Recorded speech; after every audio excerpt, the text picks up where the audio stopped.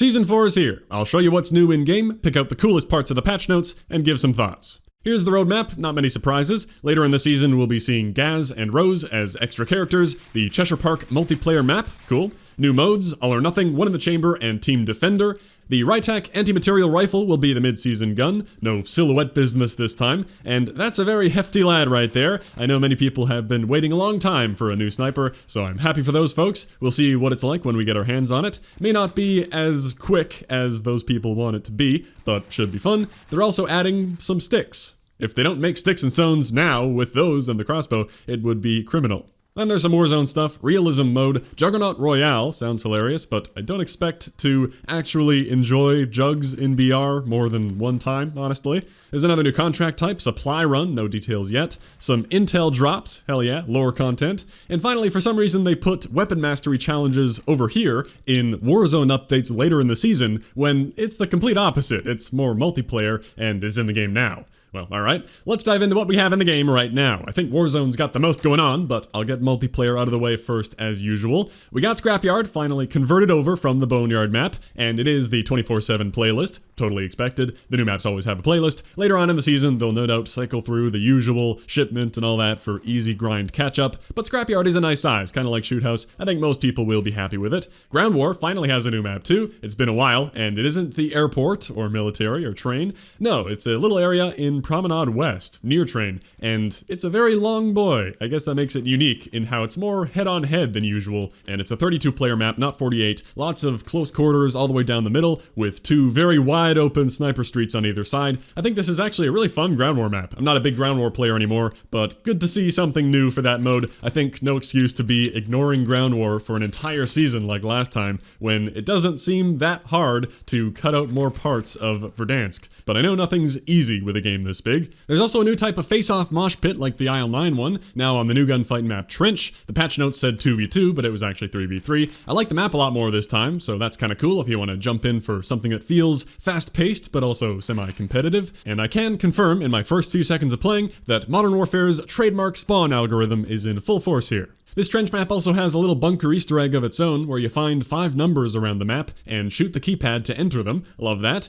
I didn't solve it obviously, and I have no idea who actually solved it first, but feel free to search up a guide if you want to know more from someone who actually did the work. It's just a fun little thing with some teddy bears, and there's another code on the phone you can enter to get a Juggernaut bear to spray you down from the elevator. Fun stuff. Now how about we touch on a big topic, at least for me, the weapon mastery challenges. You know I could talk for ages about these things, but I don't want this video to become 20 minutes of that. I'll just give an overview for now. You need gold camo on a weapon to begin working on these challenges, just like the Obsidian challenge. There are 2 tiers of kill challenge and 2 tiers for headshots, and also 4 additional challenges of various types to earn the 4 tiers of emblem. We already saw all those things in the data mine a while back, and if you do those 8 challenges for all of the 51 weapons in the game, that's right, not 39, 51, that's including every DLC weapon so far, then you will get a, quote, badass sticker and player card. We saw the animated Grandmaster calling card in the data mine, which clearly looked like a reward for doing everything, and the sticker looks like it was just added in this update.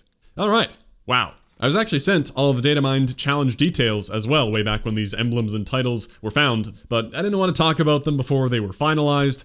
Well, it was right on, and here they are. So because of that, I'm not surprised by what we got here. I am just personally disappointed. Not because they fell short in the effort department. I want to be clear, this is cool. There's a lot here. It's even organized in a fun way. I like the challenges and how they're laid out.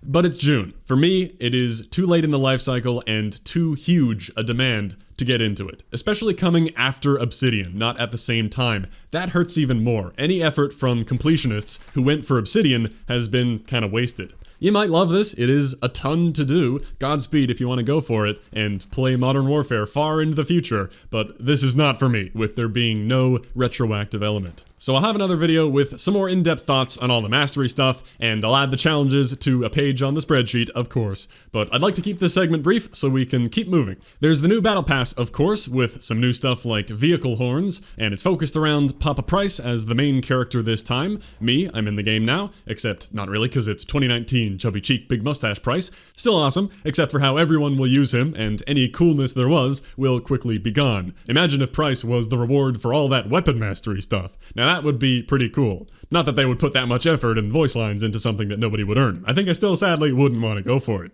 You got the two new guns, the Fennec or Vector SMG at 15 and the CR56 AMAX or Galil Ace at 31. For free, as usual. Great to see that not changing.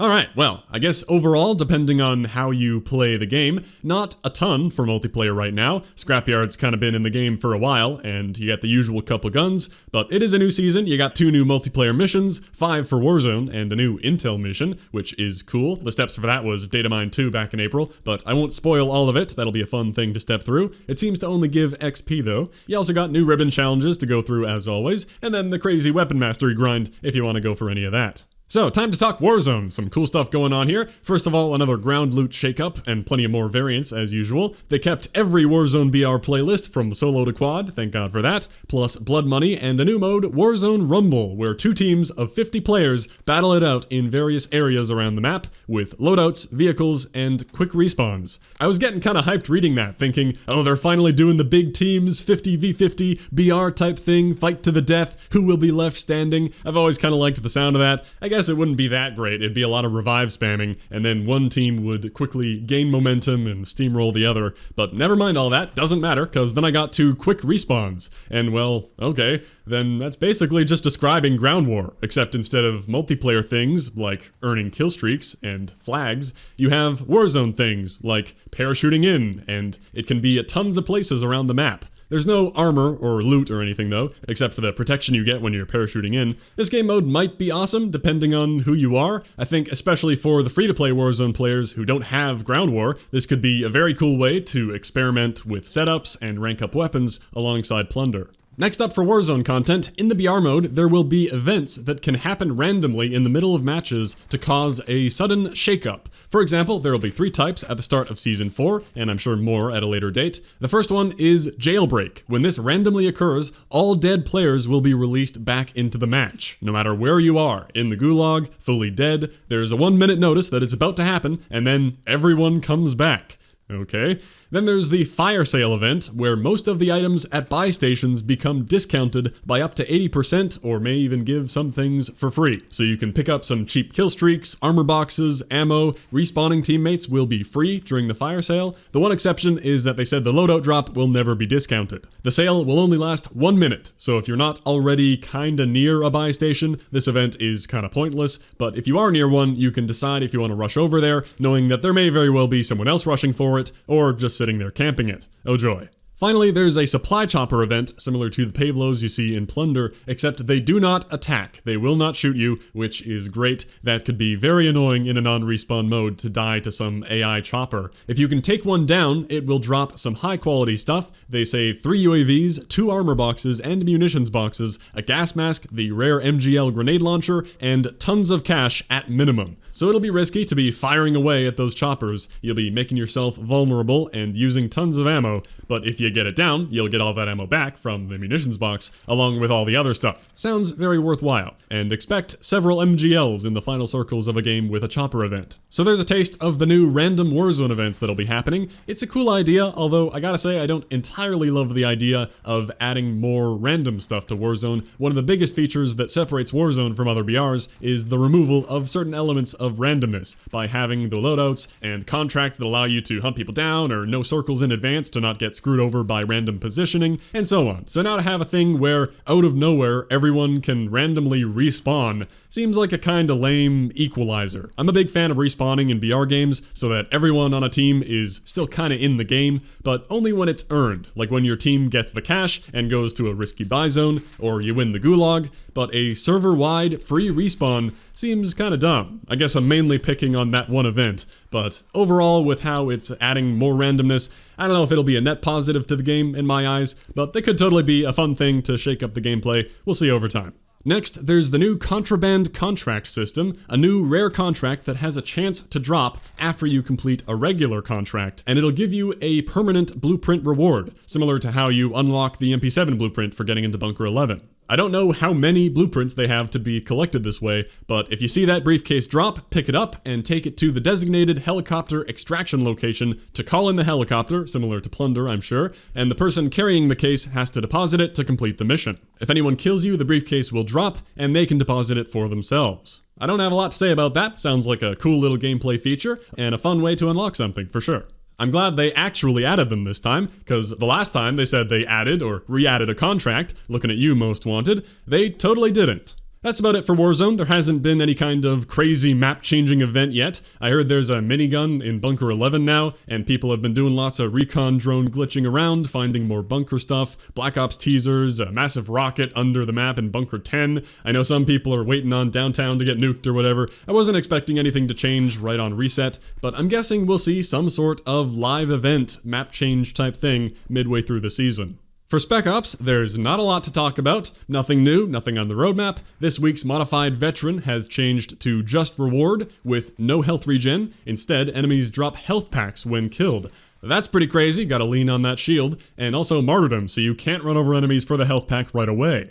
That sounds intense, and it's for a rather interesting Thorn skin. Alrighty then. I feel like Spec Ops has a very small team dedicated to it, and they don't have enough resources to make a ton of new stuff, but they care about it, and I appreciate that. I like the things they've done over time. The modifiers are cool. I understand why Spec Ops isn't exactly gonna take center stage. Finally, there's the big list of changes and fixes I will link below. I'll mention a few of them, like the fix for some people not getting their Season 3 emblem. Hopefully everyone has that now. After the previous update, it kinda bugged out, and I was only asked about that 500 times. There's also a fix for how the Ghost perk was not hiding players from the heartbeat in the kill cam. I always assumed that was the thing, because some people thought Ghost was bugged in Warzone where it could show you on a heartbeat, but there was never any proof of that. I think it was only ever a kill cam bug where because you died, you technically lost your Ghost. So in the kill cam recreation, it can show your dot on an enemy heartbeat, even though that person didn't actually see the dot there. Anyway, that's fixed, so no more confusion.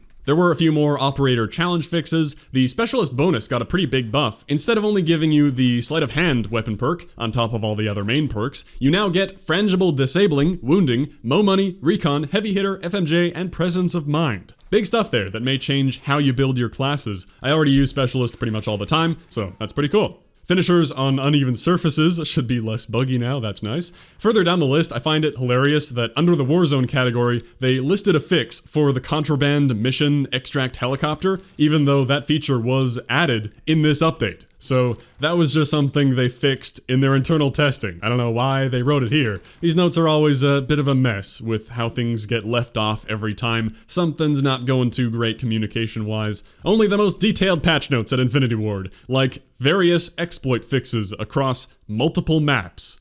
Ah, good to know. I mean, there is a lot listed here, but there's always big stuff missing every single time. Like if there was any weapon balancing at all, nothing was said about that here. Couple other things I've already noticed. You don't die in the Warzone pregame anymore. Rip that free XP. And that wasn't an oversight either. They even gave it as a tip that you could use the pregame to get XP. But okay then, that's gone. Also, when I played a solos, all the vehicles were gone. What? No mention of why that happened, and they sell vehicle skins, so I assume they'll be back. But there's that. Always plenty of things the notes do not say. Finally, I guess I'll mention, just so you know, while this update was a massive download, like usual, this time it was because you were re-downloading a lot of compressed assets, making the game actually only about 4 gigs bigger after this update, not the 30 to 45-ish that you had to download. Except Xbox, which apparently gave some people a bugged 85 gig download or something, and they were looking into that issue last night. Anyway, very nice to see some optimization happening for such a hefty game. I know space management can be rough, especially on console. That's all for the highlights of the Season 4 update. Another season underway. I'll see you soon with some more thoughts on the weapon mastery stuff, and then I'll get to work on some of the new challenges. Thanks for watching. I'll catch you next time.